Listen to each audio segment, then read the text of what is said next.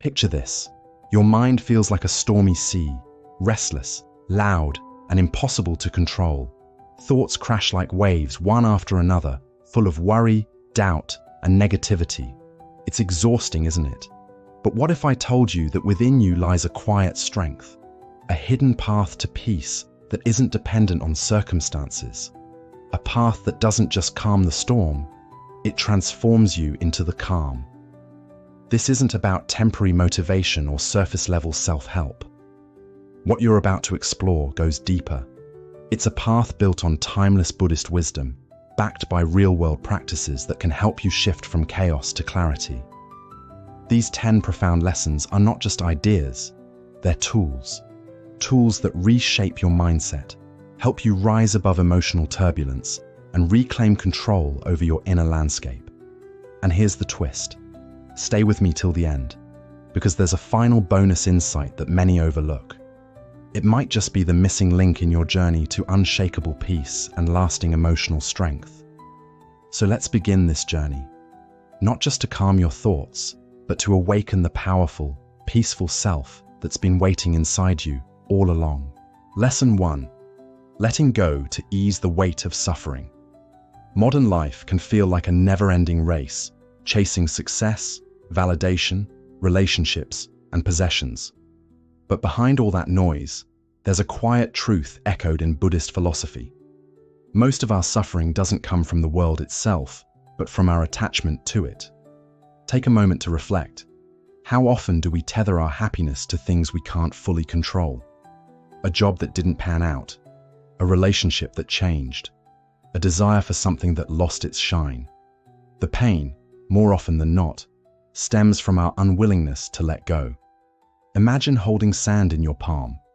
If you squeeze it too tightly, it slips away. But when you open your hand, the sand rests gently, without resistance. Life works the same way. The tighter we cling, the more we suffer. Buddhist teachings don't ask us to stop caring. They guide us toward freedom by inviting us to care without clinging. Let's put this into perspective. Picture a student who pours their heart into studying, aiming for a perfect grade. But when the results come back, they fall short. If their worth is tied to that outcome, disappointment becomes suffering. But if their focus had been on growth, not perfection, their effort would still be meaningful, regardless of the grade. Here's something powerful you can do. Take a few moments each day to notice impermanence. Watch a sunset, observe a flower blooming, then fading. These simple moments remind us, everything beautiful is also temporary. That truth doesn't steal their meaning, it deepens it. Now try this. Close your eyes and think of something you've been tightly attached to. A goal, a person, a possession. Visualize yourself loosening your grip. You're not losing it, you're setting it free. You're allowing your heart to breathe again. That's detachment, not withdrawal, not apathy, just freedom from being controlled by what you cannot hold forever. Remember, letting go doesn't mean loving less. In fact, it's the purest form of love. Without fear, without pressure, without chains. You don't need to silence the storm. You just need to steady yourself within it. And once you do, the storm loses its power over you. So ask yourself today, what are you gripping so tightly that it's hurting you? And what would happen if you simply let go? Lesson 2. Release what was never yours to hold. Life often feels like a constant tug of war between what we wish could happen and what's actually unfolding. And the more we resist reality, the heavier our burden becomes. Buddhist philosophy gently reminds us, peace slips away the moment we try to control what lies beyond our reach. Think of someone caught in a sudden rainstorm. They curse the sky, frustrated and wet, but the rain doesn't stop. Their anger only soaks them further. Now imagine someone else in the same storm. Instead of resisting, they open an umbrella and keep walking. The storm remains, but their experience changes. That's the power of acceptance, not controlling the storm, but choosing how to move through it. In today's world, mental resistance has become a habit. We obsess over conversations that are long over. We stress about the actions of others or outcomes that haven't even arrived. It's like trying to hold back the tide with our bare hands. Exhausting, frustrating, and impossible. Buddhism offers a simple yet profound shift. Let go of what you can't control. If it comes, let it come. If it goes, let it go. What's meant to stay will stay, effortlessly. Here's a powerful exercise. Draw 2 circles. The first, smaller one, holds everything you can control. Your actions, your words, your attitude. The second, larger one, includes what you can't control. Other people's choices, past mistakes, or unexpected events. Look at where you're placing your energy. Are you investing it into what's within your reach, or wasting it on what you can never change? Try writing down your current worries. Then sort them into these 2 circles. You might be surprised at how many belong in the outer circle. Instead of clinging to them, shift your focus inward, to your own reactions, your mindset, your next step. If you're upset by how someone behaves, you can't change them, but you can decide how to respond, how to set boundaries, or how to protect your peace. That's your power. That's your freedom. Holding on to control only tightens the knot of suffering. But letting go opens the space for calm to enter. Flow with life, don't fight it. When the current is too strong, it's not weakness to stop resisting. It's wisdom. So the next time frustration rises, pause and ask yourself, is this mine to carry? If the answer is no, then gently put it down. Not out of defeat, but out of clarity. Out of love for your own peace. Lesson 3. Embrace simple rituals to restore calm. In the fast-moving rush of daily life, we often feel scattered, like we're being pulled in every direction with no steady ground beneath us. Deadlines, endless notifications, constant noise. It all adds up, leaving us feeling lost, disconnected, and mentally drained. But Buddhist wisdom reminds us of something incredibly powerful. Peace isn't found in escape. It's found in returning to ourselves, to the present moment, and to stillness. One of the most effective ways to find this stillness is through the practice of simple, mindful rituals. Imagine a monk at dawn, lighting a candle, sitting quietly, and breathing into the silence. It's not about the candle, it's about the consistency. The act itself becomes a sacred doorway to peace, not because it's complex, but because it's intentional. You don't need a monastery or hours of free time to create this calm. Just a few minutes of mindful practice every day can change how you move through life. A gentle stretch when you wake up, a slow, deep breath before checking your phone, a cup of tea enjoyed with full attention. These simple actions, repeated with purpose, become anchors, grounding you when the world feels overwhelming. We live in an age where rituals have been replaced with routines, rushed breakfasts, endless scrolling, mindless multitasking. No wonder we feel unbalanced. The soul doesn't thrive on speed, it thrives on presence. What if, starting today, you carved out just 5 minutes to pause, just 5 minutes to come home to yourself? That pause could become sacred, a quiet reset for your nervous system, a reminder that you are more than your to-do list. Choose one small ritual to begin with. It might be writing down 3 things you're grateful for each morning, or sitting in silence for a few minutes before bed. It could even be sipping coffee slowly, noticing the aroma, the warmth, the taste. Nothing more, nothing less. These small acts don't just calm your mind, they build emotional strength. They teach patience, awareness, and resilience. And the more consistent they become, the more they shape your inner world. Ask yourself, where in your day can you create space for stillness? Maybe it's before a busy work call, maybe right after you wake up.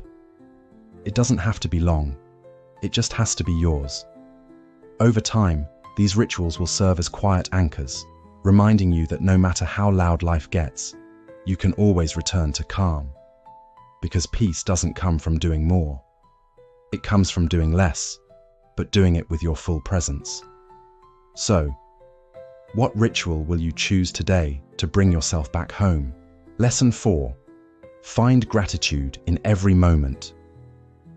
Life can sometimes feel like a long uphill journey. We tend to save gratitude for the good days, when things go our way, when success arrives, or when we're surrounded by joy. But Buddhist wisdom offers a much deeper truth. Gratitude isn't about how much you have, it's about how clearly you see. True gratitude isn't just for the easy moments. It's found in the struggles, the detours, and even the heartbreaks. Because in those dark, difficult places, something powerful is happening. You're growing. Think of a tiny seed planted deep in the earth. It's surrounded by darkness, pressure, and silence. But that pressure is what pushes the seed to rise, to break through the soil and reach for the light. Our challenges do the same. When we stop seeing obstacles as punishment and start seeing them as teachers, our entire world changes. So pause and reflect. What challenge have you faced lately? Was it a mistake, a disappointment, or a moment of loss? Now ask yourself, what did it teach you? Maybe you discovered a strength you didn't know you had. Maybe you gained clarity or learned to be more patient. That's what gratitude really is. It's not pretending everything is fine. It's recognizing the value hidden in every experience. Try this simple habit. Keep a gratitude journal. Each night, write down 3 things you're grateful for. Go beyond the usual. Yes, a warm meal and a kind smile matter. But also write down the hard things. The tough talk that made you braver. The failure that redirected your path. The pain that cracked you open and helped you grow. Gratitude is like a gentle lens. It helps us see beauty in the ordinary. The way sunlight hits the wall, a quiet morning, a deep breath.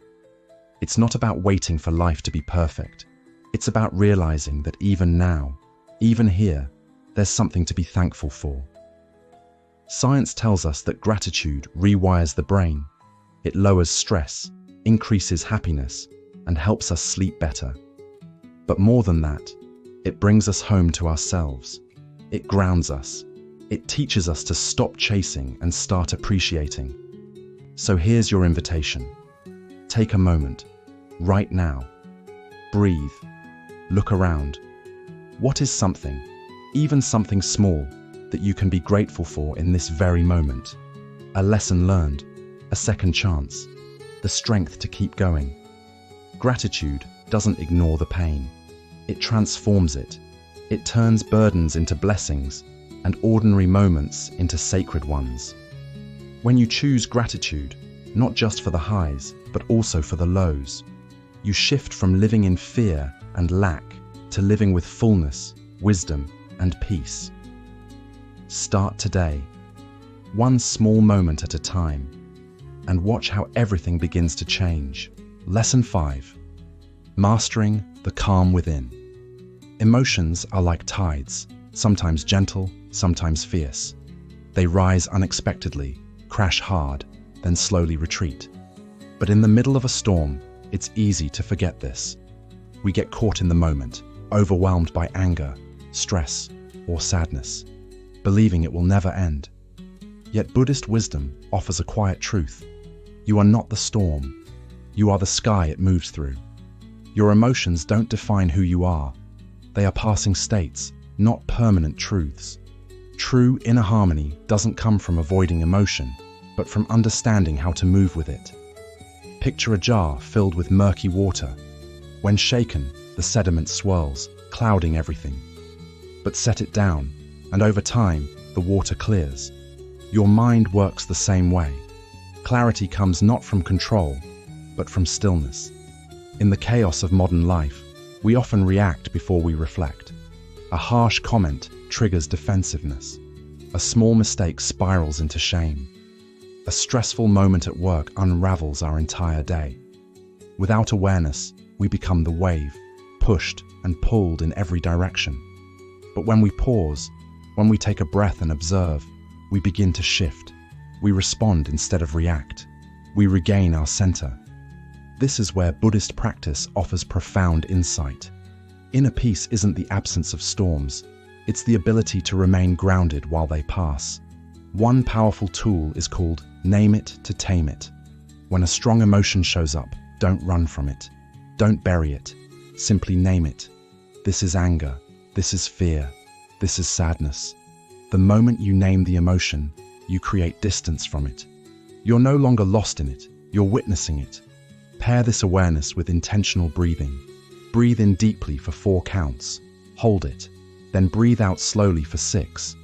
This practice doesn't take long, but it shifts everything. It anchors you when the emotional current gets rough. Picture a hectic day.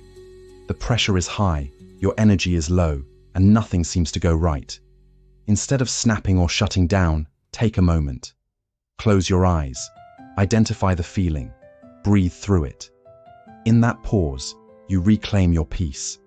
You stop reacting and start choosing. Buddhism doesn't tell us to fight our emotions. It teaches us to honor them without becoming them. Every feeling is a messenger, here to reveal something deeper. And like clouds drifting across the sky, emotions will move on, if we let them. Conscious breathing becomes our anchor in that process. So, as you move through your day, notice what rises. Practice naming your emotions. Let your breath carry you back to center. With time, you'll see that no emotional wave is stronger than the stillness within you. Harmony isn't about having no emotion, it's about learning to flow with them without losing yourself. That's where real strength and lasting peace begin. Lesson 6. Building resilience through purpose.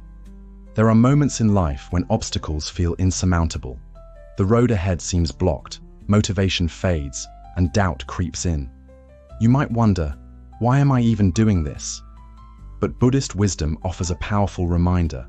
When your life is guided by purpose, even the hardest path becomes worthwhile. Resilience isn't about having an easy journey.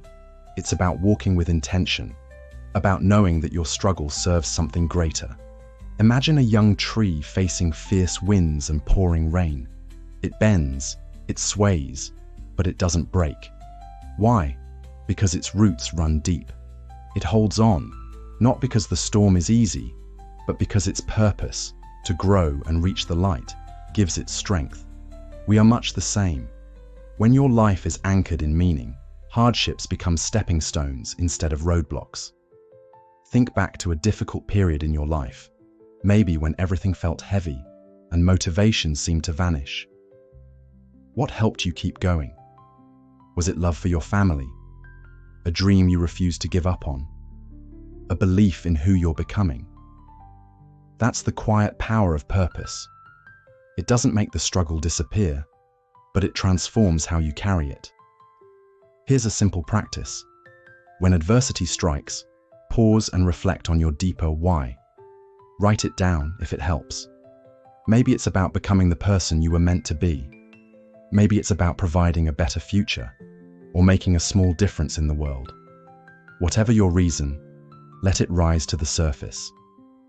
And when the going gets tough, speak this truth to yourself. I endure because I know what I'm moving toward. In our busy lives, it's easy to forget our intentions.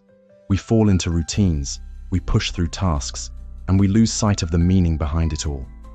But Buddhism teaches us to live deliberately, to act with awareness, to remember why we choose the path we're on. Purpose doesn't just carry us through, it lifts us up. There's a powerful old story about a man who was laying stones. Someone asked what he was doing. He could have answered simply, "I'm stacking bricks." But instead he said, "I'm building a place of peace for generations to come." That's the difference perspective brings. Purpose transforms effort into something sacred. So the next time life feels heavy, don't just push forward. Pause, remember, and reconnect. The storm may still rage, but your roots will hold firm. Every challenge will shape you, strengthen you, and move you closer to your higher path. Let your purpose light the way, and let resilience grow from that fire. Lesson 7. Embrace growth through failure. We often treat failure as a dead end, something shameful, something to run from. But from a Buddhist point of view, failure isn't the enemy. It's part of the journey. The obstacle you face isn't blocking the path, it is the path. Every misstep, every disappointment, carries within it a hidden invitation to grow. The shift begins when we stop seeing failure as defeat and start seeing it as refinement. Think of a sculptor shaping a raw block of stone. Every strike of the chisel chips something away, but it's not destruction, it's revelation.